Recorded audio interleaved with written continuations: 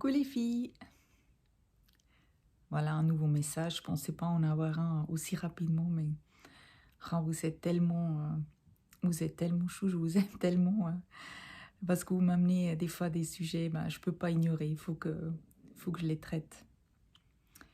Euh, si vous êtes en PMA, je sais que ça peut vous paraître des fois vraiment un chemin où vous empilez des problèmes jusqu'à ce que ça devienne une montagne insurmontable. Et aujourd'hui, j'ai envie de vous dire, mais justement, c'est une question de focus, de confiance et un petit peu aussi de foi. La foi que, quoi qu'il en soit, les problèmes sont là pour vous montrer des solutions pour que finalement vous puissiez avoir votre enfant. Et vraiment, je vous encourage à étudier votre façon de penser et de prendre la PMA. Parce que vraiment, ça peut vous changer toute votre vie. Vous voyez, par exemple, quand moi j'étais en PMA, bon, ça a duré... la PMA, pour moi, ça a duré 3 ans en tout. Donc, au début, on m'a dit que j'avais une trompe bouchée. Après, on m'avait dit que j'avais l'endométriose.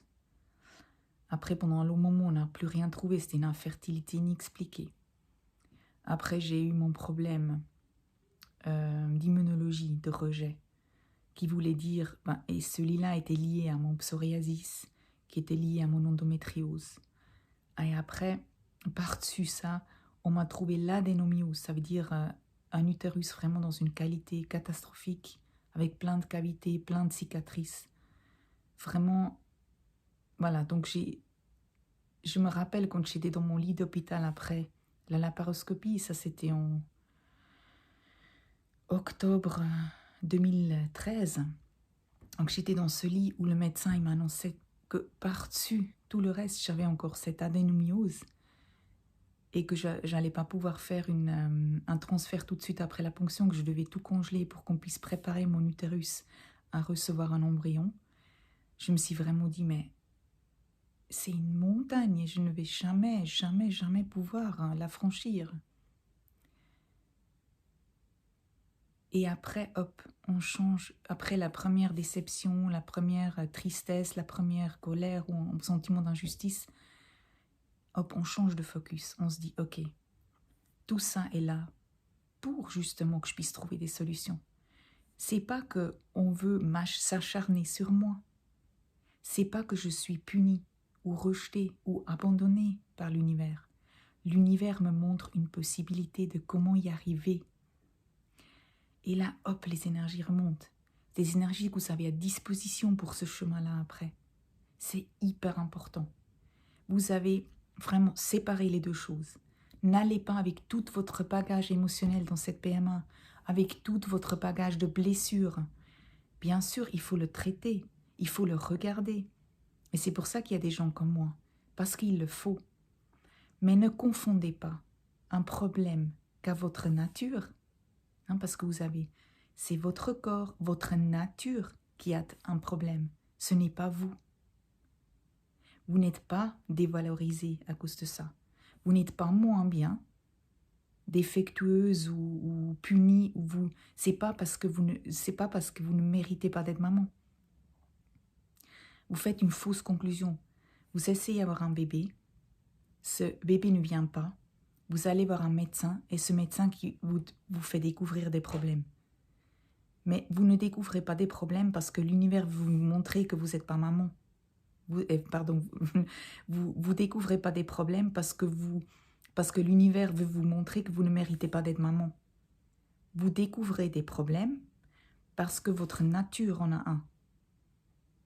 Tout simplement. Confondez pas ça. C'est juste ça. Et quand on vous montre un problème, c'est pas pour vous punir, c'est pour vous amener la solution qui va avec pour que vous puissiez avoir un bébé. Alors n'oubliez jamais ça. Le but, c'est toujours le même, c'est d'avoir un bébé et pendant que vous êtes sur ce chemin-là pour avoir ce bébé, de mettre beaucoup, énergie à votre disposition pour que vous puissiez y arriver saine et sauve. Parce que votre bien-être psychique et physique est hyper important. Alors changez de focus. Si vous avez un problème, faites pas à pas, chaque jour, faites ce qu'il y a à faire. Ne mélangez pas tout dans ce tourbillon. Restez focus sur, ok, il y a ça, maintenant il y a ça. Et peut-être après il y aura ça, mais on reste chaque jour focalisé sur ce qu'on doit faire. Et en parallèle, on travaille nos pensées, on accueille nos émotions, et puis tout ira bien. Hein, on se cherche de l'aide si on a besoin, mais on fait chaque jour ce qu'il faut faire sur ce chemin. Et vous allez voir, tout d'un coup, ce chemin est arrivé au but.